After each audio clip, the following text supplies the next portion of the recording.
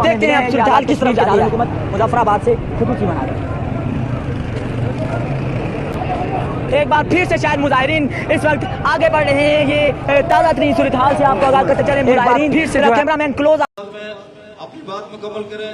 हम इस मौके पर रात को बाग से और पूरे आजाद कश्मीर से जो धरना उखाड़ने की कोशिश की गई, इसकी हम भरपूर मजम्मत करते हैं।